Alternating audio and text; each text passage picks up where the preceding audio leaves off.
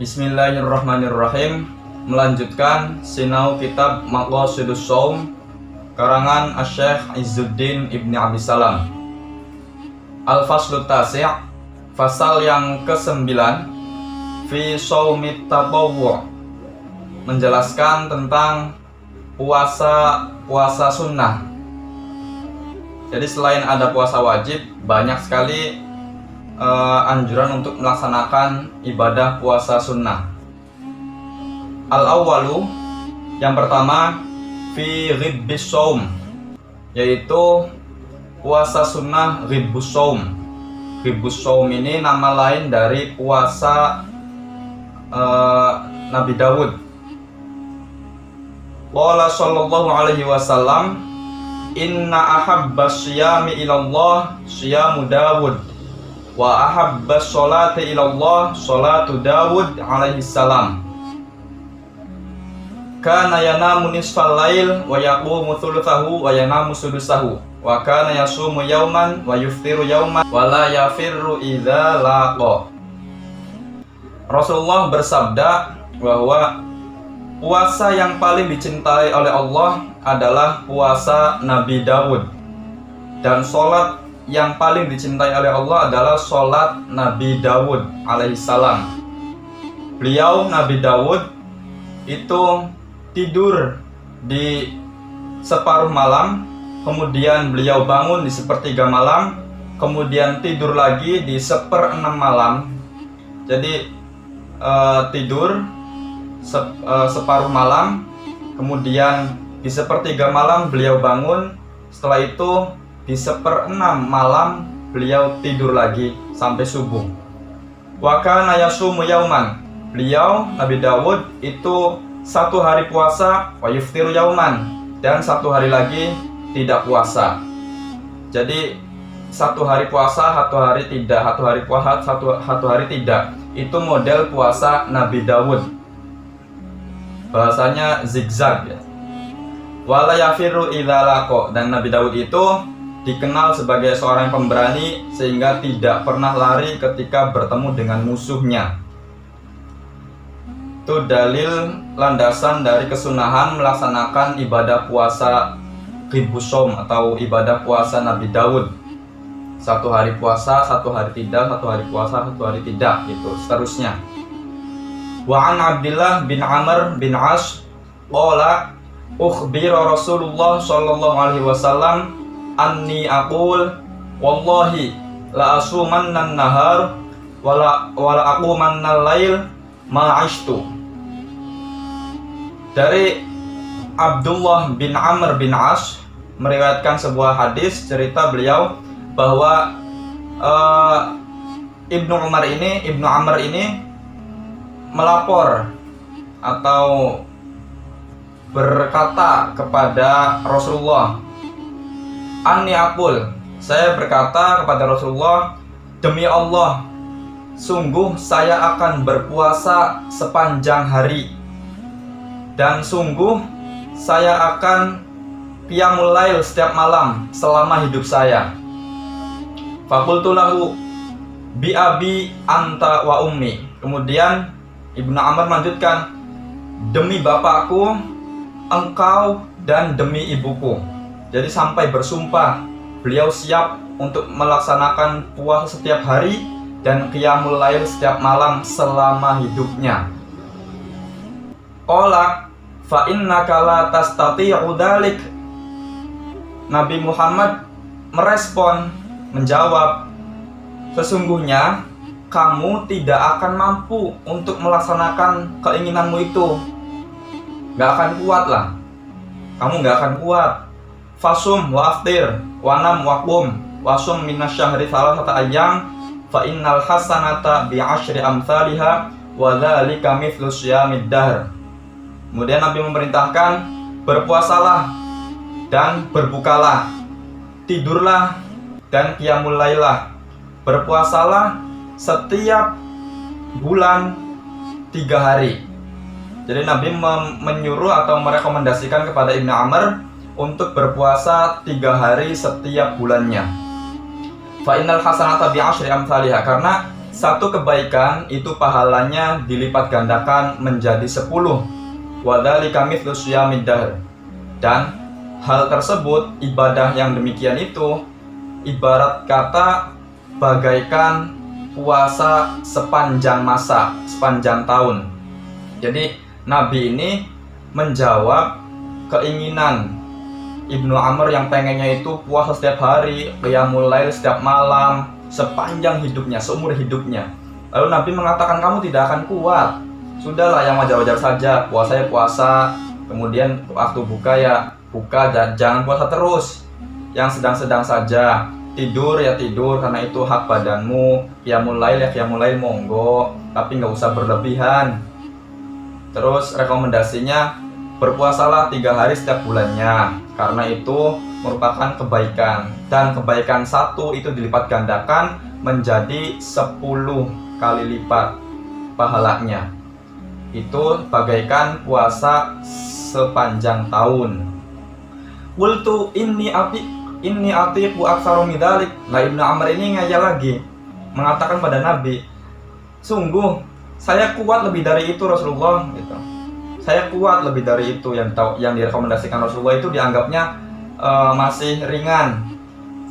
Kemudian Nabi menjawab lagi, merespon lagi, fasum yauman wa aftir yauman fadzalika syiyamu Dawud wa huwa afdalus syiyam. Kata Nabi, berpuasalah 1 hari, kemudian hari esoknya tidak usah puasa gitu. Itulah model puasa Nabi Dawud. Dan puasa model Nabi Dawud itu merupakan puasa yang paling utama, kata Nabi begitu. Lah, ngeyel lagi Ibnu Amr ini, qultu bi abi atiqu aktsara min dzalik. Ngeyel lagi, jawab lagi, demi bapakku, saya sungguh kuat lebih dari itu Rasulullah, lebih dari tawaran puasa Nabi Dawud itu loh. Pengennya tiap hari Ibnu Amr ini. Rasulullah menjawab lagi, faqala Nabi sallallahu alaihi wasallam la afdol. Sudah, puasa Nabi Daud itu merupakan yang terbaik, tidak ada selain itu yang lebih baik lagi. Udah mentok itu aja yang paling baik. Wa inna ma faddala Rasulullah sallallahu alaihi wasallam shaumal ghib fi hadzal hadits li sababain. Nah, dari cerita ini bahwa kata Syekh Izzuddin Abdul Salam, Rasulullah mengutamakan puasa ghib, puasa Nabi Daud itu dalam hadisnya, penafsiran hadis yang dipaparkan oleh Syekh Izzuddin itu memiliki 2 faktor. Tadi kan ngeyel Ibnu Amr, kemudian sampai mentok rekomendasi terakhir yang diajukan oleh Nabi kepada Ibnu Amr itu adalah puasa Nabi Daud. Ada 2 faktor mengapa puasa Nabi Daud itu diutamakan oleh Rasulullah. Ahaduhuma anna Ibnu Amr kana la yahtamilu aktsara min dzalik bidalili annahu alaihi salam qala lahu fa innaka idza fa'alta dzalika nafihat nafsuk wa gharat ainak. Kata Syekh Izzuddin dalam kitab ini, sebab pertama, faktor pertama yaitu bahwa Ibnu Amr itu tidak mampu untuk melaksanakan ibadah lebih dari itu. Jadi perkataan Ibnu Amr yang tadi itu hanya keinginan belaka. Sebenarnya jika ditilik pada prakteknya itu tidak akan kuat. Nabi pun sampai melarang dan merekomendasikan yang sedang-sedang saja, kalau memang pengen utama ya puasa model Nabi Dawud, dengan dalil bahwa Rasulullah berkata kepada Ibnu Amr, kamu ini seandainya atau ketika menjalankan ibadah puasa yang berlebihan itu akan melemahkan nafsumu dan kedua matamu itu akan cekung, ya ibarat kurang tidur lah. Jadi disinilah nilai kemanusiaan lebih diutamakan, artinya mempertimbangkan nilai-nilai kemanusiaannya, jangan berlebihan dalam beribadah, jangan terlalu ekstrim lah, biasa-biasa saja beribadah semampunya, nggak usah berlebihan. Fa'akhbarahu sallallahu alaihi wasallam annahu afdalu shaumihil ghib. Nah ini, jadi puasa ghib, shaumul ghib atau puasa Nabi Dawud itu merupakan puasa yang paling utama, Itu faktor pertama ya. Wasani, faktor yang kedua, annahu sallallahu alaihi wasallam dzakara annahu shaumu Dawud wa dzakara annahu lam yu'athir fi quwa Dawud. Jadi kata Nabi mengatakan gini, puasa Nabi Dawud itu merupakan puasa yang utama. Satu hari puasa, satu hari tidak, satu hari puasa, satu hari tidak, dan seterusnya. Hal itu dilakukan oleh Nabi Dawud itu tidak berpengaruh pada aspek energi fisiknya. Jadi Nabi Dawud itu kuat, seorang yang kuat. Dengan bukti gini, biqaulihi wa kana la yafirru idza laqa. Nabi kan menunjukkan tadi di hadis di awal itu bahwa Nabi Dawud itu tidak pernah lari ketika bertemu dengan musuhnya. Itu menandakan bahwa energi fisiknya Nabi Dawud itu kuat ketika berpuasa. Satu hari puasa, satu hari tidak, satu hari puasa, satu hari tidak. Itu fa'ala hadza yakunu hadits Ibnu Amr makhsusan bi afdhalis shaum wa haqqu kulli man yunhikus shaum quwahu. Oleh karena dasar itu tadi hadis tentang cerita Ibnu Amr yang mengkhususkan keutamaan puasa Nabi Dawud itu tertentu untuk orang-orang yang kuat fisiknya, sehingga bagi orang yang punya penyakit yang sekiranya dengan berpuasa itu membahayakan atau fisiknya lemah, energinya lemah, itu tidak dianjurkan untuk berpuasa yang demikian. Jadi wa kana la yafirru idza laqa itu menandakan bahwa Nabi Daud itu kuat sehingga beliau mampu menjalankan puasa yang demikian. Nah, bagi orang yang tidak kuat, fisiknya lemah, itu tidak perlulah. Fa innal ghaliba 'ala sahabah annahum innama kanu yas'aluna an afdhalil a'mal liyata'atuhu. Nah, cerita Ibnu Amr itu merupakan sampel dari kebanyakan para sahabat, bahwa para sahabat itu ketika menanyakan suatu hal, terutama terkait dengan ibadah, itu pengennya yang terbaik karena mereka pengen benar-benar melakukan gitu. Jadi nggak cuma nanya kemudian tahu oh udah, tapi kalau para sahabat itu bertanya kemudian memiliki keinginan kuat untuk melaksanakan dari jawaban yang diperolehnya. Wa kana Rasulullah sallallahu alaihi wasallam yafhamu minhum dzalik, dan Rasulullah itu paham perihal itu, bahwa para sahabat itu antusias sekali ketika dalam hal beribadah. Fayujibu kulla wahidin minhum ala hasbi ma fahima minhu. Maka Rasulullah ketika ditanya oleh para sahabat itu menjawabnya sesuai dengan latar belakang orang tersebut. Jadi misalkan individu A itu kebiasaannya apa, maka jawabnya sesuai dengan kebiasaan itu. B beda lagi jawabannya. Jadi nanti di belakang itu ada beberapa pertanyaan yang diajukan, pertanyaannya sama tapi Nabi menjawabnya dengan berbeda-beda. Walihada sa'alahu rajulun ayyul a'mali afdal faqala as-sholatu li awwali waqtiha. Nah, karena yang tadi itu bahwa Nabi menjawab pertanyaan itu sesuai dengan kadar pemahaman orang yang bertanya kepada beliau. Maka suatu ketika ada orang yang bertanya kepada Nabi Muhammad, amal apakah yang paling utama wahai Nabi? Faqala, Nabi menjawab, sholat di awal waktunya. Jawabnya gitu. Wa sa'alahu akhar ayyul a'mal afdal? Faqala birrul walidain. Nah, sedangkan ada lagi yang bertanya kepada Nabi, pertanyaannya sama, tapi jawaban Nabi, amal yang paling terbaik adalah berbakti kepada kedua orang tua. Wasalahu akhar ayyul a'mali afdal? Ada lagi yang bertanya, amal apa yang paling terbaik wahai Rasulullah? Faqala al jihadu fi sabilillah. Nabi menjawab, amal yang paling utama adalah jihad di jalan Allah. Jadi di sini ada 3 contoh pertanyaan yang sama tapi jawaban Nabi berbeda. Yang pertama dijawab oleh Nabi adalah sholat, amal yang paling terbaik adalah sholat di awal waktu. Barangkali yang bertanya ini biasanya punya kebiasaan menunda-nunda sholat, makanya Nabi menjawabnya sholat di awal waktu lah yang paling terbaik itu. Kemudian yang lain pertanyaan yang sama tapi Nabi menjawab birrul walidain.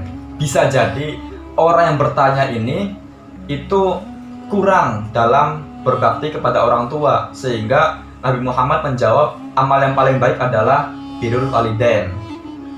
Nah, yang ketiga itu ada lagi, Nabi menjawabnya al jihad fi sabilillah. Mungkin yang bertanya kepada Nabi ini merupakan seorang yang punya semangat untuk berjihad, punya kemampuan untuk berjihad, maka Nabi menjawab itulah amal yang paling baik adalah al jihad fi sabilillah, begitu.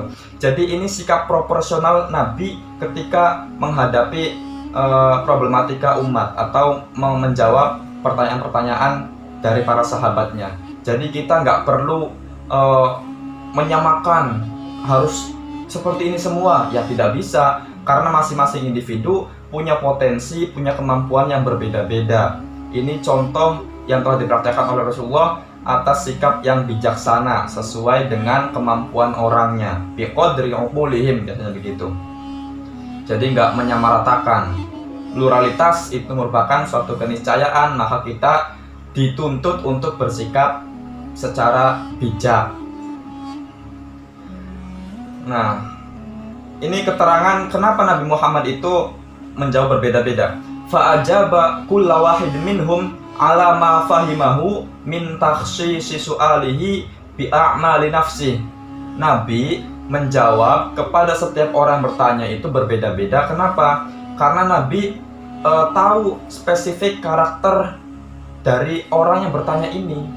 Kemampuannya apa? Kebiasaannya gimana? Itulah yang kemudian diolah menjadi sebuah jawaban oleh Nabi, gitu. Banyaklah cerita-cerita para ulama pun demikian. Ketika ada seorang sahabat yang diutus oleh Nabi untuk berdakwah ke suatu daerah, maka Nabi berkata, jika kamu ditanya oleh umat, jawabannya dengan apa? Dengan Al-Quran. Kemudian kalau di Al-Quran nggak ada, dengan apa? Dengan hadis. Kalau hadis nggak ada, ya dengan ijtihad. Nah, Nabi menyetujui itu, bahwa ijtihad itu perlu mempertimbangkan konteksnya di mana, bagaimana jawaban yang paling tepat, begitu. Banyak cerita-cerita ulama yang demikian itu. Tidak serta-merta gebiah uyah semuanya harus A semua, dimanapun berada harus A. Itu namanya bukan bijak, namanya egois, merasa paling hebat, paling benar jawabannya. Itu bahaya, ini pelajaran paling penting. Faka'annahu qala li awal afdalu a'malika as-sholatu li awwali waqtiha.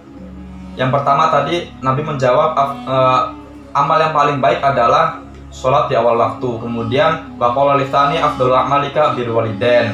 Yang kedua jawabannya adalah amal yang paling terbaik adalah birrul walidain, berbakti kepada kedua orang tua.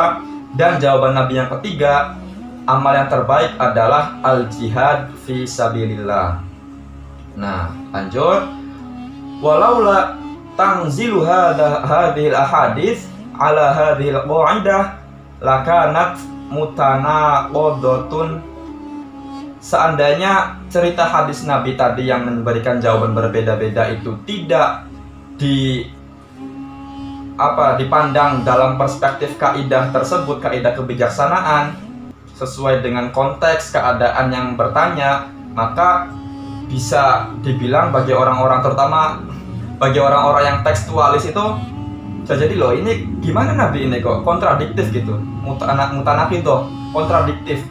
Tadi di sana jawabnya yang paling baik adalah sholat di awal waktu. Kemudian jawab lagi birrul walidain. Ada lagi pertanyaan dijawabnya jihad fisabilillah. Kok plin-plan, kok kontradiktif begitu? Itu kalau seandainya tidak ditaruh dengan perspektif kebijaksanaan. Tapi kalau bagi orang yang memiliki kebijaksanaan itu wajar-wajar saja, tahu kondisi orang yang bertanya bagaimana, maka itulah yang diberikan jawabannya sesuai kebutuhan. Wa man sabur Rasul sallallahu alaihi wasallam ajallu minhu qaulun mutanaqid. Sedangkan seorang nabi itu tidak mungkinlah plan-plan, tidak mungkin, karena beliau itu orang yang mulia, orang yang agung, maka pasti tahu kebutuhan umatnya bagaimana. Jadi perbedaan-perbedaan yang jawaban yang diberikan oleh Nabi itu sangat wajar sekali. Justru itu merupakan satu sikap tegas atas kebijaksanaan beliau, bukan pelin-pelan. Makanya ini perlu untuk melihat konteksnya, jangan hanya melihat teksnya saja, itu bahaya, bisa gebyah uyah. Fa'ala hadza shaumud dahr fi haqqi man afṭara fil ayyamin muharramah. Idza kana mutiqan lahu la yu'athiru fi jasadih wa la yab'aduhu an syai'in minat ta'at allati kana yaf'aluhal aqwiya afdalu minal ghibbi li'annal jazaa'a ala qadril a'mal. Oleh karenanya puasa sepanjang tahun, yaitu puasa ghib itu tadi, itu bagi orang-orang itu khusus pada hari-hari selain hari yang diharamkan untuk berpuasa. Jadi nanti di belakang itu ada keterangan tentang hari-hari yang diharamkan untuk berpuasa.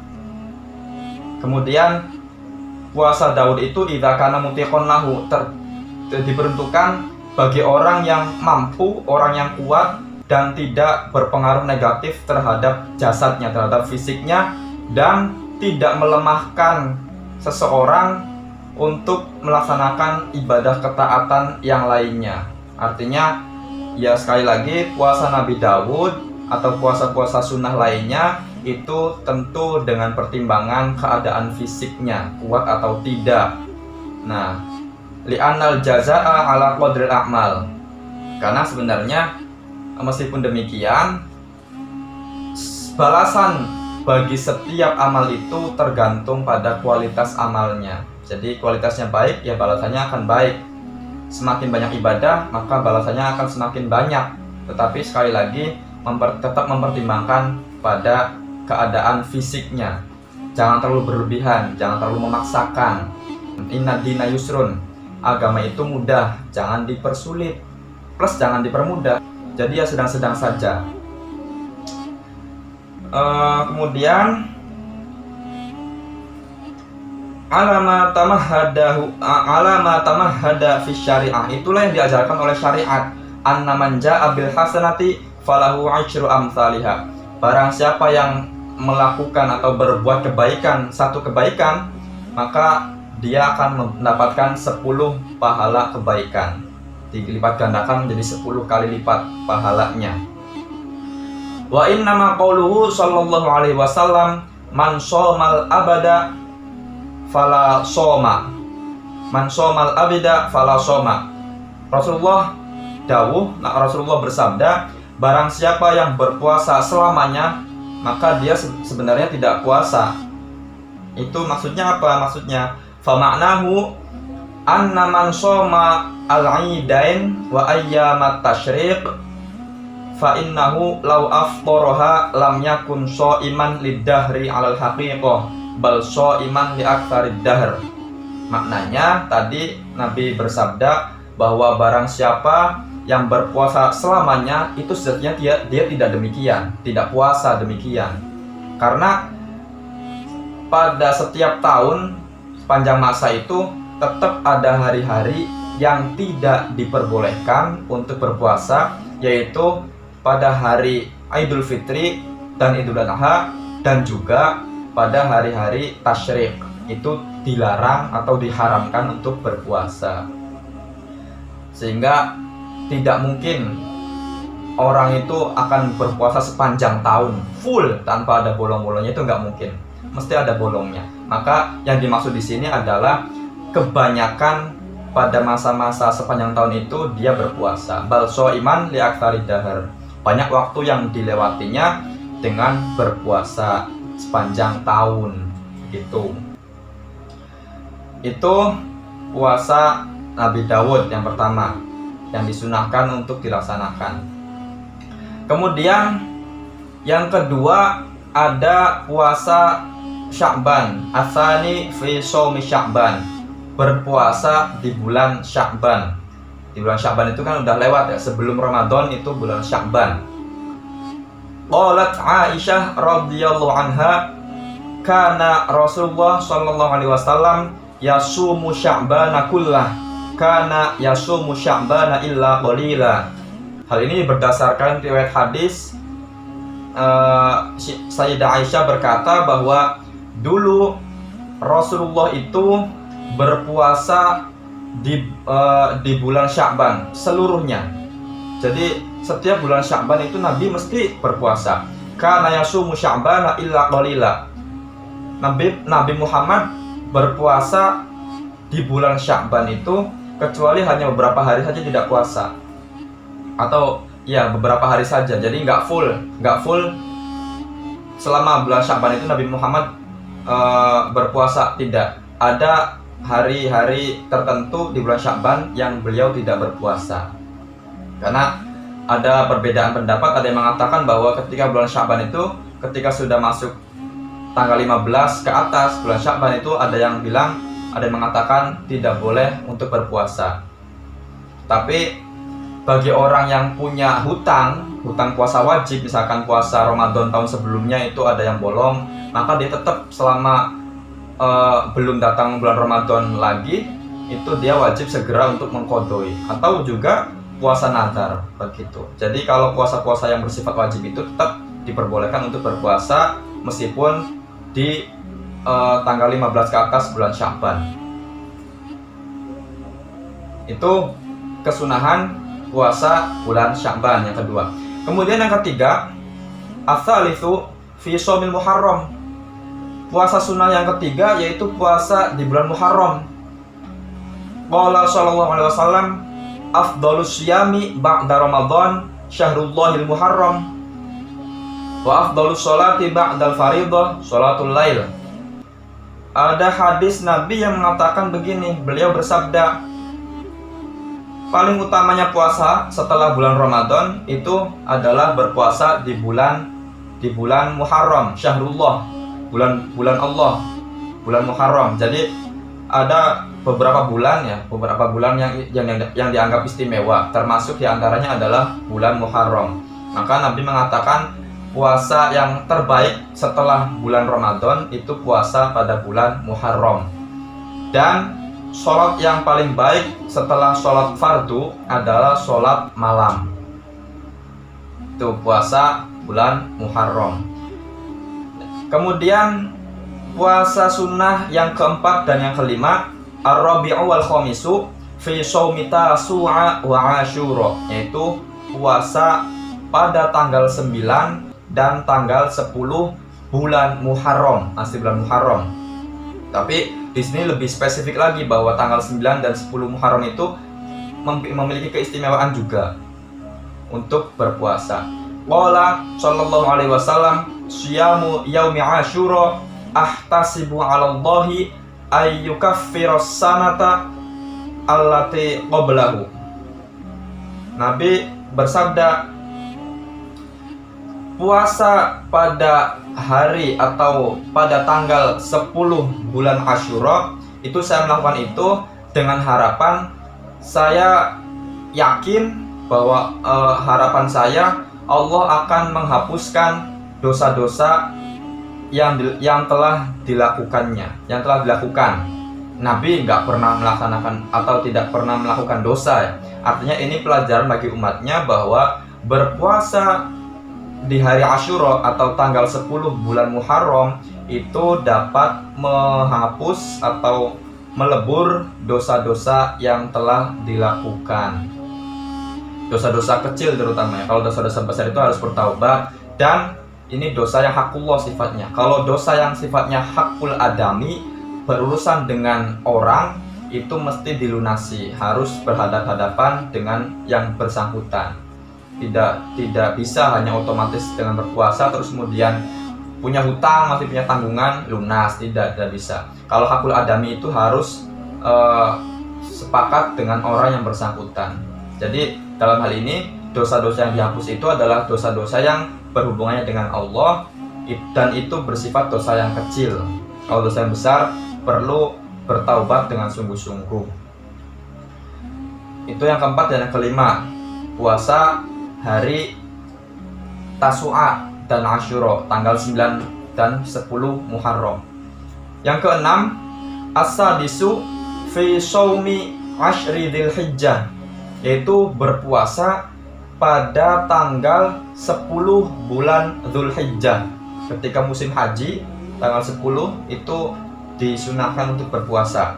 Qala sallallahu alaihi wasallam, ma min ayyamin al-amalus sholih fihinna ahabbu ilallahi min hadhil ayyamil ashr.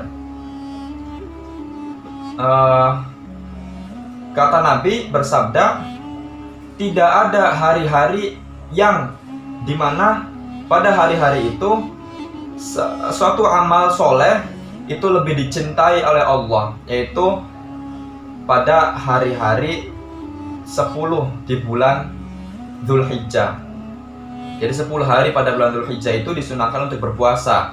Karena pada hari itu di bulan Dzulhijjah itu amal soleh itu mendapatkan kebaikan yang istimewa. Faqalu ya Rasulullah walal jihadu fi sabilillah. Nah, pas Nabi mengatakan demikian bahwa 10 hari di bulan Dzulhijjah itu disunahkan untuk berpuasa sebagai amal soleh yang baik, para sahabat merespon atau bertanya, wahai Rasulullah, apakah tidak demikian dengan jihad fi sabilillah? Faqala Rasulullah SAW, walal jihadu fi sabilillah illa rajulun kharaja bi nafsihi wa malihi falam yarji' min dzalika bi syai'in.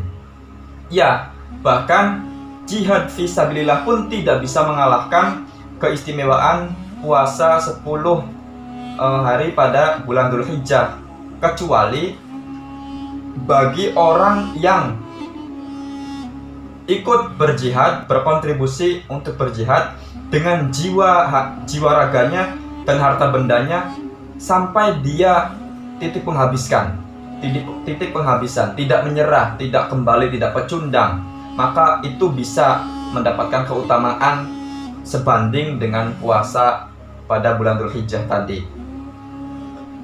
Itu kalau jihad fisabilillah, jika memang ingin mendapatkan keistimewaannya, harus berjihad dengan sepenuh jiwa raga dan segala harta benda dikorbankan untuk berjihad fisabilillah sampai titik penghabisan. Kemudian yang ketujuh, puasa yang disunahkan adalah fi shaumi yaumi Arafah, puasa pada hari Arafah. Qala sallallahu alaihi wasallam, syiyamu yaumi Arafata ahtasibu 'ala Allahi ayyukaffiras sanata allati qablahu was sanata allati ba'dahu. Nah, jadi disunahkan untuk melaksanakan puasa pada hari Arafah, pada waktu orang-orang banyak berhaji itu. Rasulullah bersabda bahwa berpuasa di bulan Arafah ini memiliki harapan. Saya yakin ada harapan bahwa Allah akan menghapus dosa-dosa orang yang melaksanakan puasa hari Arafah ini, yaitu dosa-dosa yang dilakukan selama setahun sebelumnya, dan menjamin tidak akan melakukan dosa pada tahun kedepannya. Ini merupakan keistimewaan yang sangat-sangat besar sekali ya. Dosa-dosa yang telah dilakukan dalam setahun itu dihapus, kemudian ada jaminan untuk tidak melakukan dosa pada tahun yang akan datang. Itu hebatnya keistimewaan puasa pada hari Arafah. Wal aula liman kana hajjan bi Arafah ayyuftira. Tetapi bagi orang yang sedang haji, itu tadi kan objeknya bagi orang yang disunahkan untuk berpuasa pada hari Arafah itu adalah orang-orang yang berada di rumah atau tidak melaksanakan haji. Nah, bagi orang yang sedang melaksanakan haji, itu lebih utama untuk tidak berpuasa. Jadi berbeda dengan orang-orang pada umumnya yang tidak berhaji. Bagi orang haji itu justru tidak dianjurkan untuk berpuasa, bahkan lebih baik dia tidak berpuasa. Mengapa? Li'anna fadilata du'a Arafah yafutu wa shauma la yafutu. Karena doa Arafah, doa di Arafah sana itu kesempatannya hanya sekali. Artinya waktunya itu mepet gitu loh, hanya pada waktu itu saja. Sehingga lebih baik itulah manfaatkan kesempatan itu untuk berdoa. Sedangkan kalau puasa kan masih ada banyak hari-hari yang lain untuk berpuasa. Nah, belum tentu juga ketika kita berhaji kemudian bisa mengulangi haji pada tahun selanjutnya, itu tidak menjamin juga. Artinya manfaatkanlah kesempatan ketika berhaji untuk berdoa di Arafah sana, dan tidak perlu untuk berpuasa. Waqalat Lubabah bintul Harith, inna nasan tamarau indaha yauma Arafah fi shaumi Rasulillah sallallahu alaihi wasallam. Nah, ini mengapa ketika orang berhaji dan pada hari Arafah itu lebih baik tidak berpuasa? Karena ada cerita begini, Lubabah bin Harith itu bercerita, orang-orang itu berdebat tentang kesunahan berpuasa pada hari Arafah, yaitu apakah Nabi ini berpuasa ketika hari Arafah, ketika haji atau tidak. Jawabannya begini, faqala ba'duhum huwa shaim. Loh, Rasulullah itu ketika haji pada hari Arafah itu berpuasa. Sebagian beberapa begitu. Wa qala ba'duhum laisa bishaim. Disanggah oleh sebagian yang lain, oh tidak, Rasulullah itu ketika haji, ketika datang pada hari Arafah itu tidak berpuasa beliau itu. Fa'arsalat ilaihi biqadahi labanin wa huwa fa'arsalat ilaihi biqadahi labanin wa huwa waqifun ala ba'irihi fasyaribahu. Kemudian setelah berdebat itu lagi getol-getolnya berdebat, seru apakah Rasulullah berpuasa atau tidak ketika hari Arafah pada waktu haji. Ada orang yang mengirimi beliau segelas susu ketika beliau sedang berada di atas unta. Ketika disodorkan segelas air susu itu, Nabi langsung meneguknya atau langsung meminum air susu itu. Artinya ini menjadi bukti bahwa Rasulullah ketika haji pada hari Arafah itu tidak berpuasa. Kemudian puasa yang disunahkan selanjutnya adalah as-saminu fi ayyamil bid. Yang ke-8 yang disunahkan yaitu puasa ayyamul bid. Kemarin sudah disinggung ya, bahwa ayyamul bid itu puasa pada tanggal 13, 14, 15 setiap bulannya. Itu namanya ayyamul bid. Kemarin juga sempat disinggung asal usulnya bagaimana, itu sudah sempat disinggung ya pada video sebelumnya, pada ngaji sebelumnya. Qala Abu Hurairah, ausani khalili sallallahu alaihi wasallam bi thalathin. Abu Hurairah berkata bahwa saya diberikan wasiat atau diberi pesan, dinasihati oleh Rasulullah dengan 3 hal. Yang pertama, bisyami salasati ayyamin min kulli syahrin. Yang pertama, saya dipesani oleh Rasulullah untuk berpuasa 3 hari pada setiap bulannya. Itu ayyamul bid tadi, 13, 14, 15. Kemudian yang kedua, pesannya adalah rakaatai duha, melaksanakan 2 rakaat sholat duha.